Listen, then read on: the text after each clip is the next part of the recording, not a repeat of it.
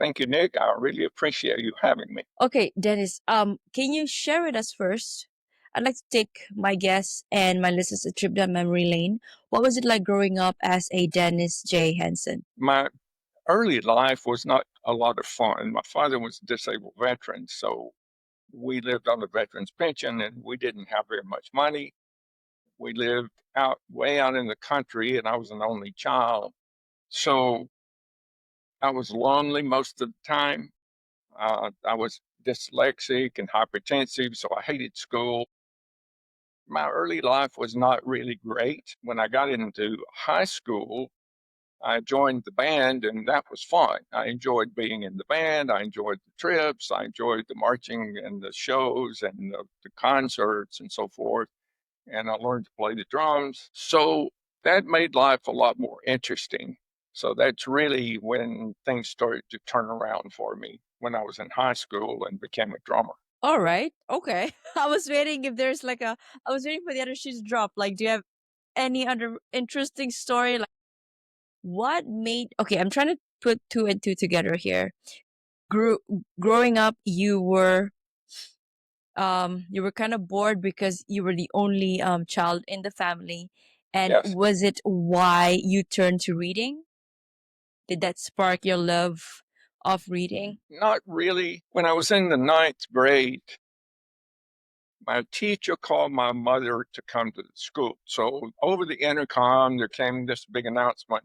Dennis Henson come to the office, and that was usually not a good thing. You got called to the Detention. and everybody in the school heard it. It was embarrassing.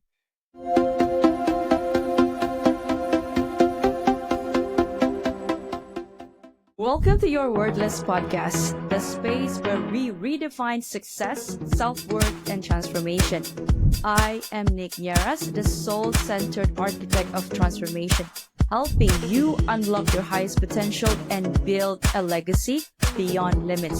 Now, whether it is self mastery, career breakthroughs, or wealth creation, this is where change begins. Now, let's dive in.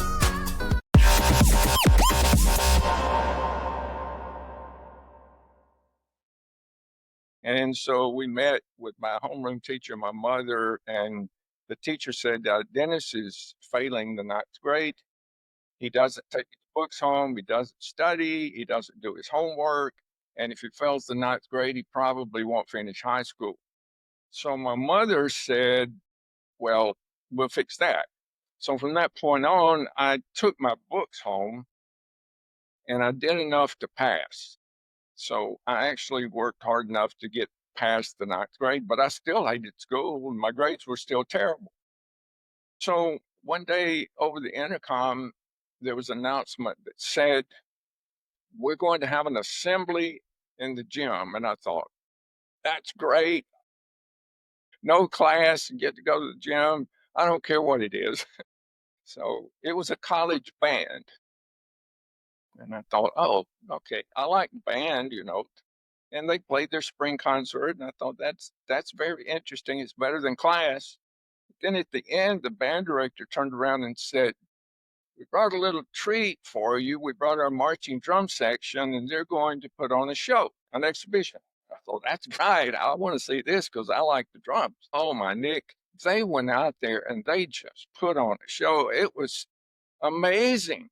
Things they were doing was just amazing. I'd never seen anything like it. I thought, oh my goodness. So I thought, I've got to be a part of that. So I went to my band director and said, how do I get to be in that drum section? And he looked at me really strange. I remember this very clearly. And he said, to be in that drum section, you have to go to college.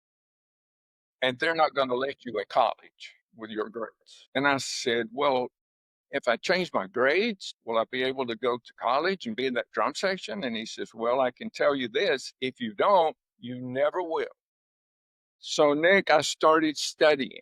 I started taking books home. I started reading. I started doing my homework. And all of a sudden, school was not something that I dreaded. It was something that I needed.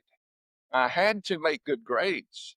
I had to do whatever was necessary in order to get into that drum section. So I brought my grades from D's and F's up to A's and B's.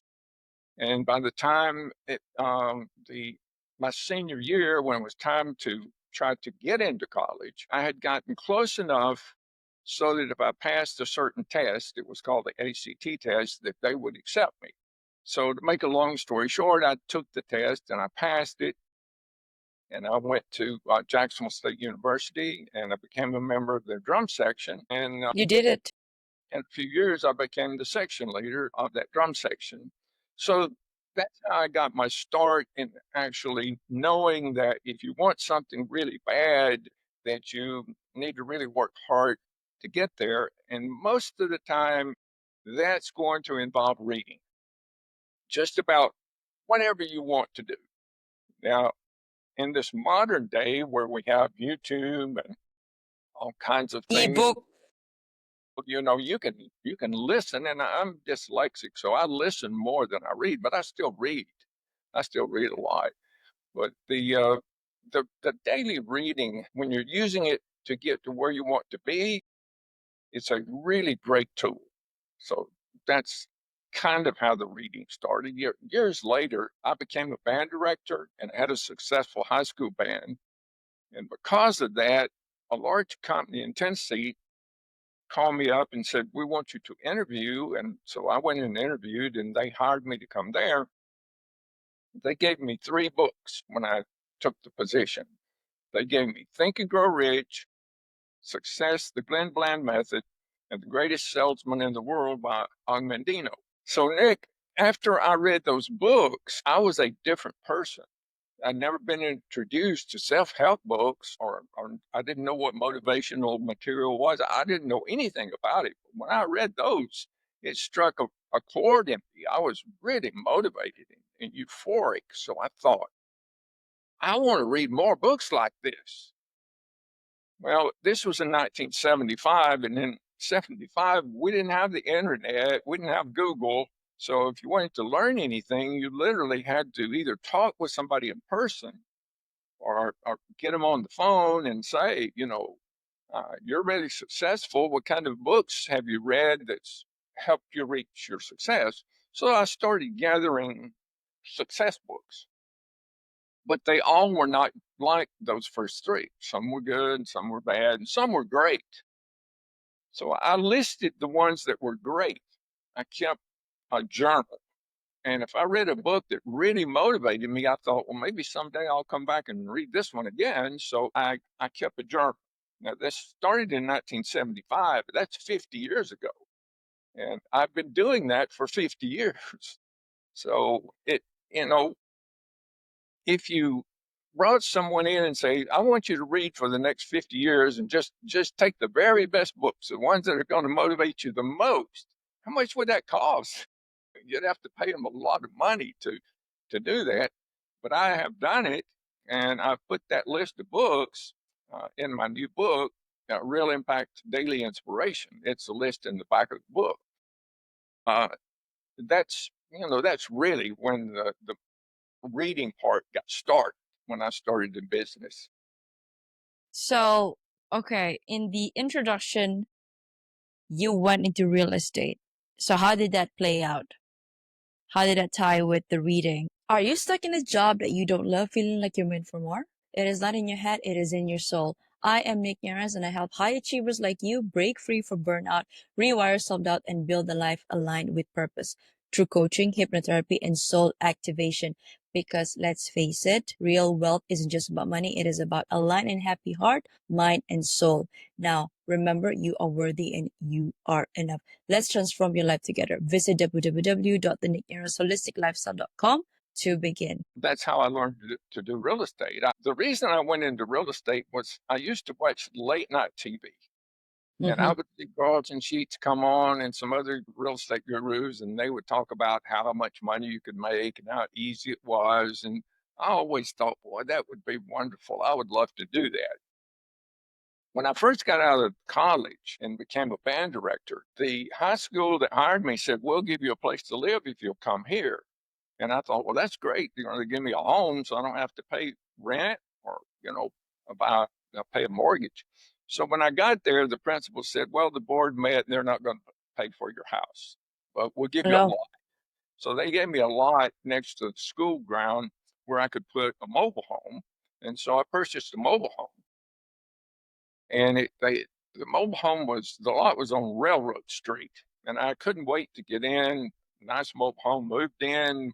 I thought, all right, I can sleep late because school is right there. I can walk to the school. And so the next morning at 3 a.m., I found out why the street was called Railroad Street. Oh, Within 10 feet of the mobile home, I mean, it shook it. It was oh just my shaking, gosh. knocked me out of the bed, and they blew the whistle. And I thought, oh my gosh, it's a hurricane. This is not going to work. So I went out and bought a house, and I rented out the mobile home. So a family came by and gave me a $300 check, and they moved in, and the check bounced, Mm. and I never saw them again, ever. I never saw them again. And they lived in there for a year. I didn't know how to get them out. I didn't know anything about managing real estate. So that was my start in real estate, and I Wait, so they remember that. paid you once and then the And check bounced and then you let them stay for a year. well, Wow. I didn't know how to What get. an Well, I wasn't trying to be nice, but I was busy trying to get that band, started. right. Right. So, oh, well, I'm never going to do that again, which is kind of funny because I mean, that was in 1970, I think, or 71. So here it is 54 years later, and that's pretty much all I do is, is real estate. But it wasn't a good start. Mm-hmm. Years later, I started buying a home and then a duplex and then some multifamily. I bought a bunch of homes. And then in the late 80s, and I moved to Texas, there was a lot of real estate. So I started really investing in real estate when I moved to Texas. Mm. And I wanted to become a better real estate investor. So I was reading and listening and doing it as much as I could, but I wanted to go to real estate groups. There wasn't a real estate group in Arlington. The closest real estate group there was one in Dallas or several in Dallas, and there was some in Fort Worth, but it was an hour drive. And if there was traffic, which there is in Dallas Fort Worth, sometimes it took an hour and a half to get there. And then once it was over, it was late, and I had to drive back home. And I thought there needs to be a meeting in Arlington. So I started the AREA, the real estate group in Arlington, and people came from Dallas and Fort Worth and Arlington. It was a very successful group. It was big, and I ran that group for 15 years. I decided, well, best way to learn is to teach. So I started teaching classes, and I taught advanced classes on short sales subject to all kinds of real estate advanced stuff. So one day, one of the members came up and said, Dennis, I want you to mentor me. I'll pay you. I want you to take me on as your personal student. And I said, well, Mike, I don't have time. I'm running my real estate. I'm doing this meeting. I'm teaching these classes. I really don't have time to take you on as a student. He said, well, let's go out to eat and we'll talk about it. So I told my wife, her name's Norma, I said, Norma, I'm not going to teach Mike. I don't have time to teach him. So we went out to eat. And after we ate, he had on a coat like this. And he reached in his pocket, pulled out the checkbook, handed it to me and said, fill this out. And I said, do you mean the amount? And he said, yes. So Wow. Name your I put an price. amount on there that no one in their right mind was going to pay. I thought this will settle this. So he took the checkbook, took the check out, signed it, and handed it back to me and never looked at the amount. He didn't care what the amount was. And so that's Wow. when I started students. I started taking students. I thought if they're going to pay me this much money, that's how much I would have made if I were doing my real estate and I can get to stay at home. So Yeah. I took on hundreds of students. I had them lined up. I mean, there was a lot of students that wanted to take my class, and because they were successful, more students wanted. So the students were super successful, and podcasts were just getting started. This was 10, 12 years ago. Podcasts were just getting started, and there was a real estate podcast in Houston, and they had me as a guest because they knew I'd been speaking at a lot of expos and things. And the host said, Dennis, why are your students so successful? there's all these real estate gurus, but your students just seem to really do well. And I said, well, I haven't changed their habits. You know, if they can form success habits, they'll become successful. And then he said, what's the number one success habit? Can you share that with my audience? And I said, well, have them form the habit of reading something positive every single day that leads them toward their goal. And they'll get there a lot faster. And so after that podcast, I thought, that was a great answer. That's the right answer. Wouldn't it be wonderful if there were a tool of some kind to help people form the habit of reading every day? And then it hit me. For 50 years, I've been collecting the very best motivational books, poems, quotes, short stories, and long stories. And I have them in my computer. I had at first had them in a journal, now they're in my computer. And I thought, I can put these together and then people can form a habit regardless of their time. If they have 5 minutes, they can read a poem. If they have 30 minutes, they can read a short story. If they have 3 hours, they can read out of one of the books that I have listed in the back. And if they get home at night and they're exhausted and they forgot to read that day, they can read a quote, 3 seconds or four, and go to sleep thinking about something really, really positive. So I started working on it. That was in 2018. And I worked on it every day for 6 years. It took me 6 years. It got published last year. And the name of the book is Real Impact Daily Inspiration. Oh, And wow. they, Congratulations. well, You thank you. published it. The reviews on Amazon are just amazing. You know, I have well over 100 reviews and a 5-star rating. People love the book. The stories are really super exciting and motivational, and the poems and the quotes. I mean, it's just, I didn't write the book, I compiled it and I did the research and I put it together. So the stories were great before I put them in there. It had to be a good book. The books were great, motivational. So, you know, I thought people would like it, but they love it. The review, the comments that I'm getting, Oh, makes me it's want to order that. well, good. Good. Well, the way to get it is you go to realimpactbook.com Mm-hmm. and it has buy now. It's got all, it tells all about it. It has games. The realimpactbook.com is a fun website. You're going to enjoy that. And you can win prizes just by playing the little games. And if you scroll down to the bottom of the page where it says podcast attendee, Mm-hmm. you get the ebook for free, instant Is that download. right? And there's no strings. You don't get put on a email list or anything unless if you click the link that says there's actually 3 gifts that you get when you go down to podcast attendee for attending your podcast. So I hope everybody will go there. There is an ulterior motive. I want you to see my writing because my other books come out. I want you to buy one of those. And if you read the part that says how to use this book, Mm-hmm. the magic formula, you actually have to have the book. The ebook won't work. So if you get it, you're probably, Okay, okay. But the and ebook, is it the full oh yeah, it's version beautiful. of the book? Yeah, Okay. it's Okay. got the pictures. It's got, I mean, it's formatted. It's a really beautiful book. You'll love that you have it. But when you see the book, you're probably going to think, man, this would make a great gift for a graduate or for a wedding party or for a housewarming gift or for holidays or birthdays. I mean, it's a great gift. The hardcover book. Well, I was on a podcast with a publisher who actually published books. He creates books. And I'd sent him a copy because I was going to be on the podcast, and he held it up like this. And he said, Dennis, this is the nicest book I've ever held in my hand. Well, I used to own a printing company, so I knew what the best papers were.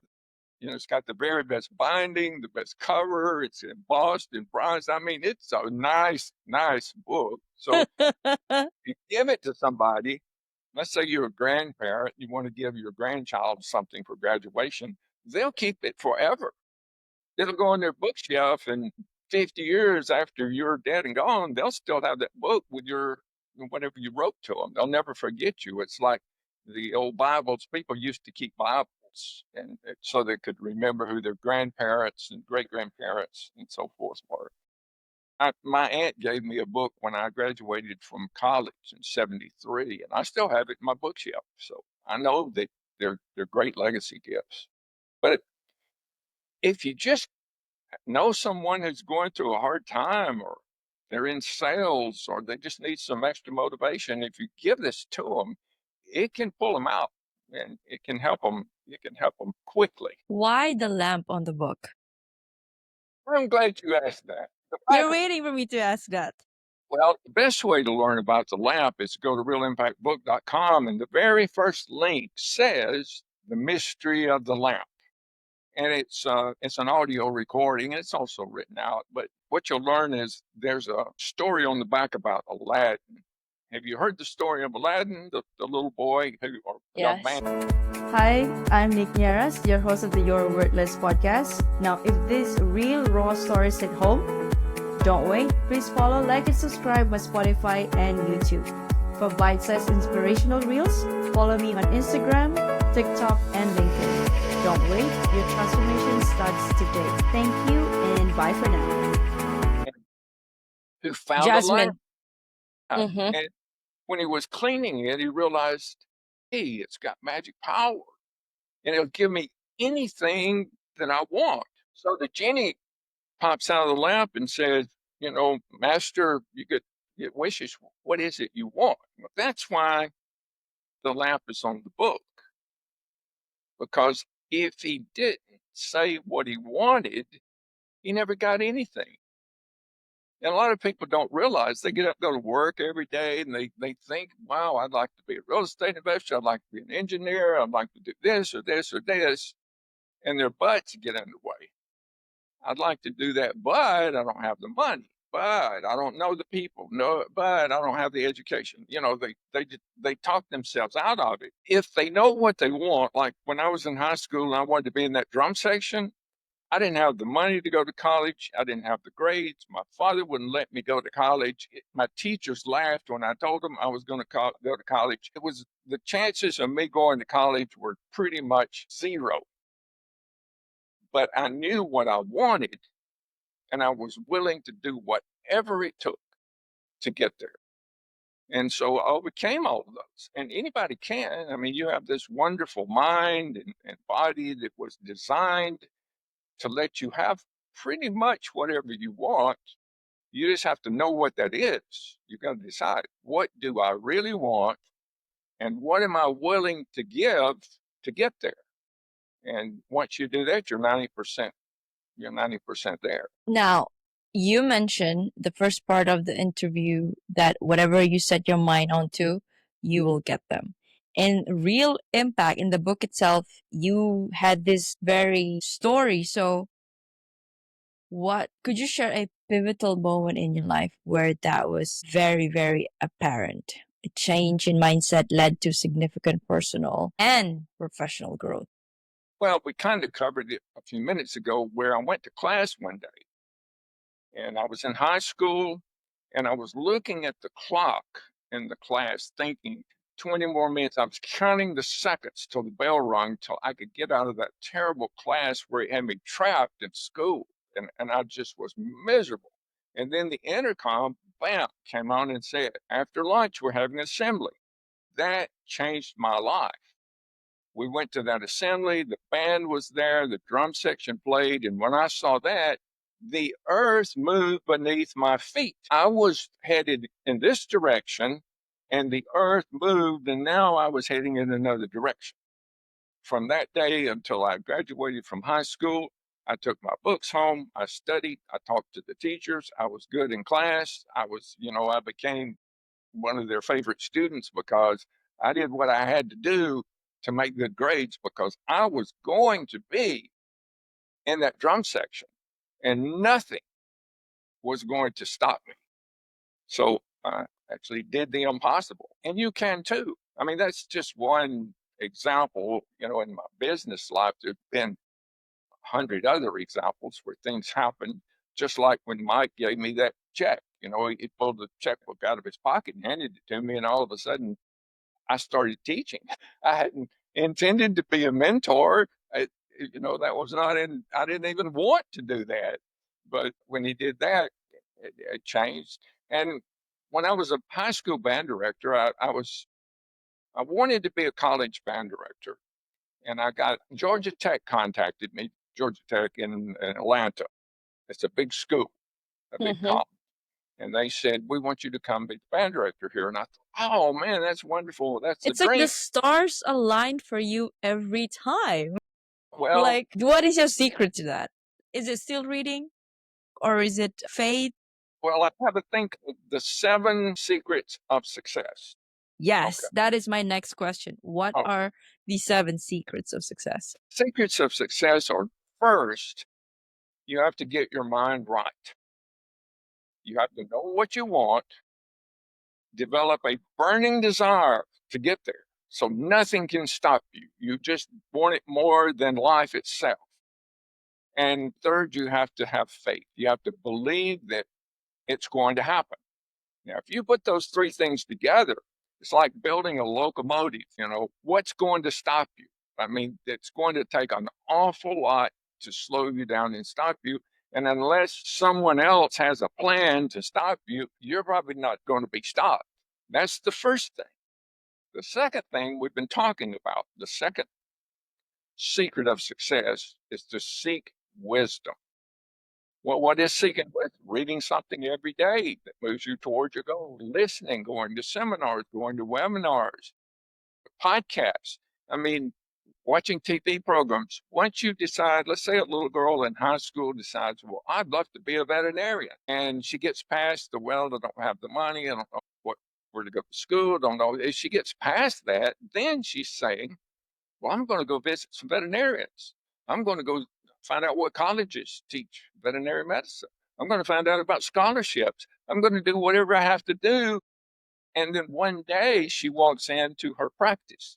So that's, seeking wisdom is, first, you got to do number one. You got to get your mind right and know what you want. And then next, you, you look for something that's going to move you in that direction every day. And reading will do that.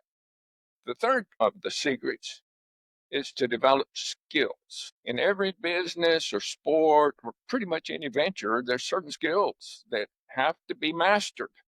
And people just don't know this. They go through life and just kind of wander around and accidentally learn the skills. Well, you'll skip a lot of steps if you already know what the skills are. If you want to be a basketball player, well, then you got to be able to dribble and pass and shoot and run and play defense. I mean, if you can't dribble, you can't play basketball. You're never going to get on any team. So that's a skill that has to be mastered. Well, in business, finding money is a skill.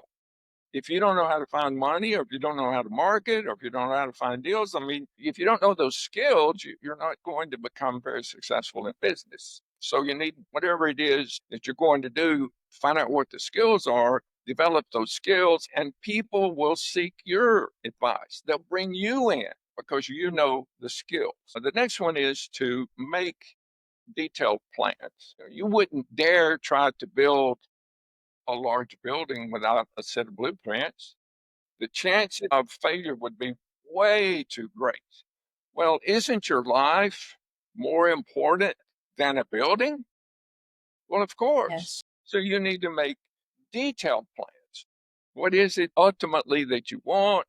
What's it going to take to get there? What are the steps you're going to take? And then what are you going to do when you get there? So in my book, The 7 Secrets, and also in the Laws of Success, Laws of Nature for Success, it goes into this very deeply, but I'm just kind of skimming over. So the 5th skill is to take massive action. One of the books that I first got when I was in business, The Greatest Salesman in the World by Og Mandino. In the back of the book, it has scrolls, and the scrolls are to become habits. If you read the book and read those scrolls, you'll want to make those scrolls a habit, even if you're not in sales. One of the scrolls says that your Your dreams are worthless, plans are dust, nothing matters unless you take action. Today, I will take action. You have to take action, or all of the others just talk. So that's a very important secret of success. Take massive action. And then number 6 is to form great alliances. You have to help people, and people have to help you. Like today, you're helping me by getting the word out about my books, and I'm helping you by being a guest on your podcast. That's a good alliance. We both benefit from it. You benefit from partners, you benefit from teachers, you benefit from mentors, you benefit from customers, suppliers. So you form alliances with people who can help you succeed, and you can give them something in return. It may be money, it may be time, it may be just you mention their name to someone. But great alliances will really move you along much faster. And then the 7th one is, and it's extremely important because if you don't have it, you're probably going to stop. But the 7th one is to be persistent. It simply means this: if you fail, and you will, if you get knocked down, and you will, if you have problems, and everybody has problems, it won't make any difference. When I got to Jacksonville State, I didn't make the drum section the first year. I had to spend a year at Jacksonville State not being in the drum section. I did get in the band. I was playing the trumpet, but that was a big setback. And then the first semester, I failed everything. And I got on scholastic probation, and they said, if you failed everything next semester, we're not letting you come back. So those were problems. Those were knockdowns, but nothing was going to stop me from getting in that section. And if you have that attitude of persistence, it doesn't matter what happens, I'm going to get up and go again, then your chances of success are like 99% because everybody's not like that.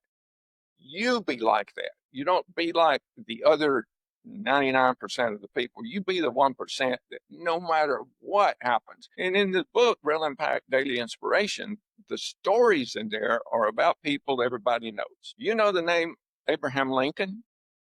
Right. Yes. Okay. Yes. Well, you probably didn't realize he had less than a first grade education. He was He poor. had no education. Yes. Yeah, And he was he's self-taught. He was self-taught as a lawyer, and he became a lawyer. became the number 2 lawyer in all of the state, in all of Illinois, maybe even Yes. number 1. He and his business partner were the best lawyers in the state of Illinois.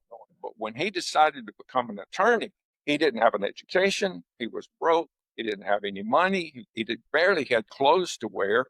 Most of the time he went barefooted. Was just the chances of him becoming an attorney, he had to pass the bar, were pretty much zero.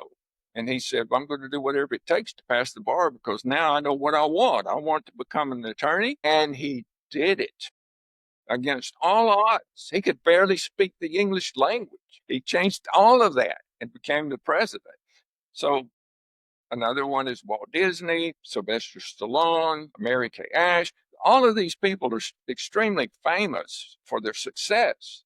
But if you read the story of their background, they failed and failed and failed and got knocked down. And you'd think they're not going to get back up this time. Hershey was one, especially. You know, if you've eaten a Hershey bar, had Hershey not gotten up 15 or 20 times, you wouldn't have that Hershey bar because there wasn't milk chocolate. And he invented it. It wasn't easy to invent. In fact, when he was working on milk chocolate, it took 3 years to come up with a formula that would work. 3 years working day and night. Everybody in his candy factory working to try to create milk chocolate, one that was sellable, one that tasted good, one that was affordable. And so he was an amazing guy. But he failed and failed and failed and failed and failed. And now everybody knows Hershey. If you walk into the store, you're going to see the name. Yes. Wow.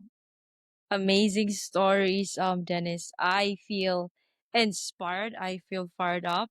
Although it is the evening for me, but I believe in the message from every one of my guests that come on my show. So thank you for that, Dennis. So Well, thank you. yes, thank you. My next question to you is, what are you working on currently? I'm working on, well, I just finished a 5-book series on real estate.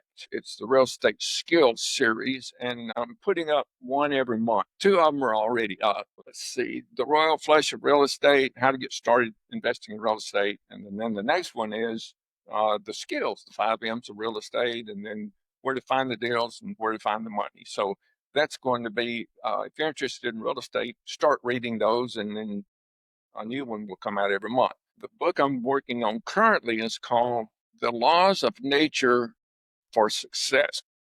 Now, you probably know about the law of gravity. Everybody knows about it. If you drop something, it's going to go down 100% of the time. That's a law. That's the way it is. So at one point in my life, a mentor of mine told me, he said, there's these certain laws that determine where you're going to be successful in life. And if you follow those laws, you'll become successful. But if you go against those laws, you're going to have a hard time.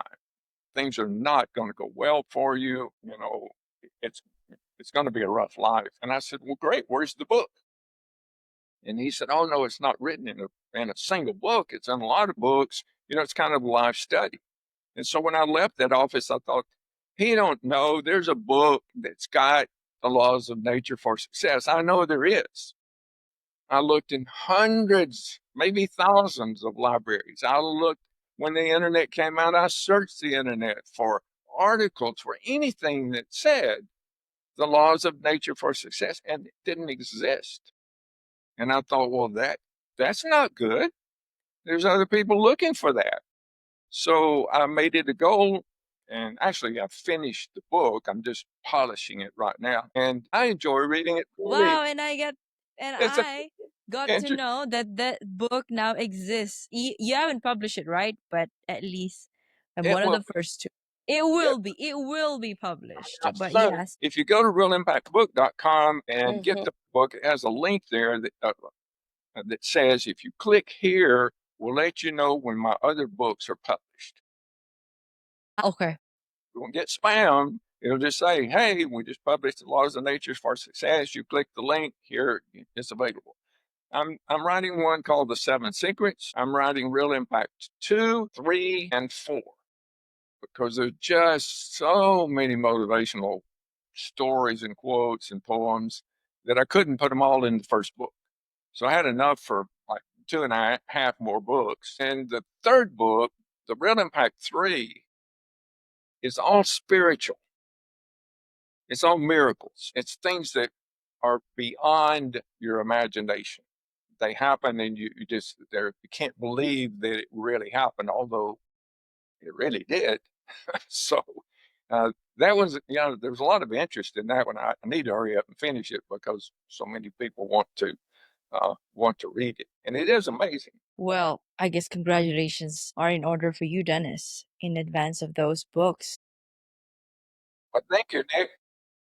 Okay, we're gonna pivot to a self-worth question, Dennis. And the question for you now, today, in your journey, have you found a connection between spirituality and self-worth? How do you how do spiritual beliefs or practices influence your sense of self? Actually, I believe that everything is spiritual. I believe the 7 secrets of success are spiritual. I believe that the laws of nature for I success love that. were put here. If you're walking along the beach and you find a radio and you turn it on and it works, you think, well, that didn't just happen. It didn't just wash up on the beach already working radio. Someone made this radio and someone lost it, or, for some reason, this radio was created by some intelligent being. And anybody that wouldn't think that way, probably not thinking very clearly. Wouldn't you agree? Yeah. Yes, So let's 100%. let's look at a human being.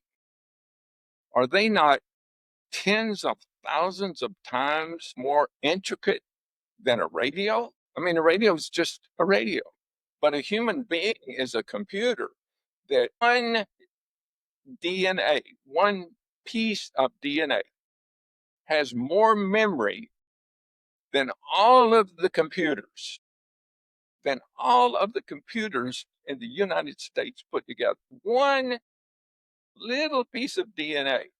That little piece of DNA decided what color your eyes were going to be, what color your hair was going to be, if it was going to fall out or if it was not, how tall you're going to be, are you going to be male or female? And the things they're discovering about DNA are pretty amazing. And some of the stories in the spiritual book, number three, like one of the stories, the great great grandchild of Johann Brahms was not a musician. And he had this tune in his head from the time he was a child. He had this tune, he couldn't get it out. It was 12 notes. And when he was grown, he went to a museum at one time and he was looking. He was not interested in music, know anything about music. He only knew that his name was Brahms, but he knew that his ancestry was in music.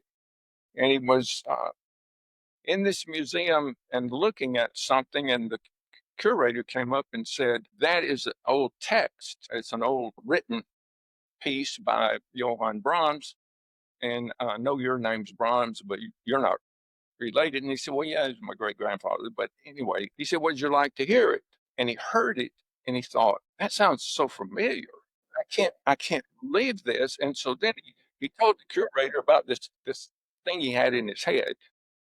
And he says, "Well, let me introduce you to an expert." So we introduced him to an expert, and the guys, he told him what the story, and he said, "I have these notes in my head." And he said, "But I can't even write them down. I don't read music. I don't write music. I can only hum it." He says, "Well, if you can hum it, I can write it." So he transposed it, he wrote it out, and he thought, "Well, now that actually does sound like Brahms. Is there any more?" So, to make a long story short, they did the research, and Brahms had been working on a symphony right before he died and was trying to get it finished before he died. And they found it, and that was the melody of the symphony.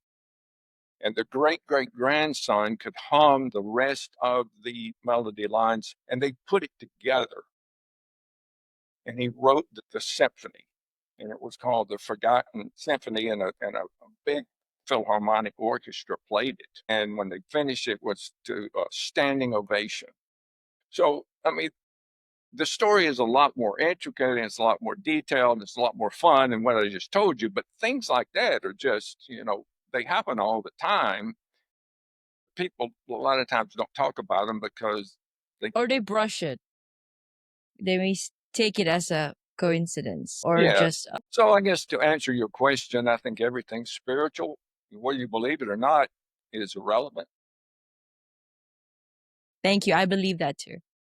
I believe that too. And our meeting is not a coincidence.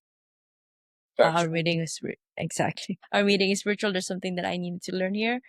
And yeah, it is something that I will remember. I now know that there is a book out there, and I now know that there is no book called Laws of Nature. What was it? that's First Success prior to your book. So right. Now, there are lots of books there about are lots of books about success. my book. I reference all of those. I studied all of Of those. I put course. Of these all course. in there, and some of them, bolster the laws. But what's different about mine is it's a set of laws. It's not one law.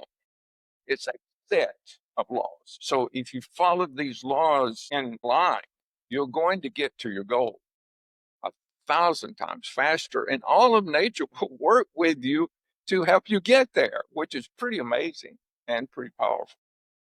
Brilliant. So Dennis, what is your heart's greatest wish? Well, my heart's greatest wish is that a lot of people will be helped by my books. I'm hoping that while I'm here, millions of people will learn something great and help them, but I'm hoping when I'm gone, a lot more people will. Napoleon Hill is one of my heroes, and I was listening to one of his speeches the other day. You can still see him and hear him on YouTube. And he was introducing his new book, Think and Grow Rich. which means it was an old recording. And he said, it's Yeah. helping millions of people and it will help millions of people after I'm gone. And that was true. You know, Napoleon Hill has probably made more millionaires than any other single person that's ever lived. And he knew it when he was alive.